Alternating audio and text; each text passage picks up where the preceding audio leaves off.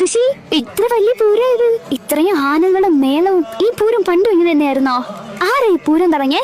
അല്ല മോളെ, പണ്ട് ഈ തൃശ്ശൂർ പൂരം ഒന്നും ഉണ്ടായിരുന്നില്ല. ഇതിനൊരു വലിയ കഥയുണ്ട്. ശക്തൻ തമ്പുരാന്റെ കഥ. വർഷം 1796. അന്ന് കേരളത്തിലെ ഏറ്റവും വലിയ ഉത്സവം ആറാട്ടുപുഴ പൂരമായിരുന്നു. തൃശ്ശൂരിലെ പാറമേക്കാവ്, തിരുവമ്പാടി തുടങ്ങിയ 10ഓളം ക്ഷേത്രങ്ങളിൽ നിന്നുള്ളവരവിടെ പോകുമായിരുന്നു.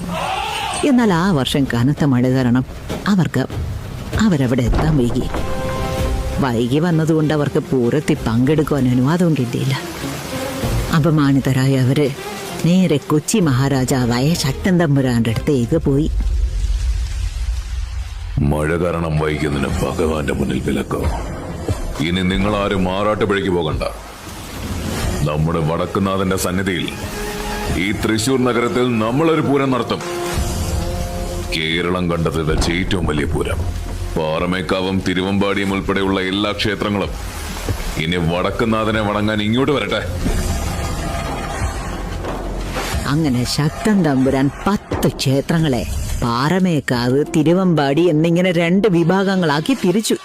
വടക്കുന്നാഥനെ സാക്ഷിയാക്കി അദ്ദേഹം അന്ന് തുടങ്ങി വെച്ച ഈ മഹാമഹമാണ് നമ്മളെല്ലാവരും കാണുന്ന തൃശ്ശൂർ പൂരം. മനസ്സിലായോ? നമ്മുടെ പൂരത്തെ ഹൃദയം കൊണ്ട് ആഘോഷിക്കുന്ന നിങ്ങളെ കാണുമ്പോ അതിയായ സന്തോഷമുണ്ട്. ആഘോഷങ്ങളൊക്കെ നടക്കട്ടെ.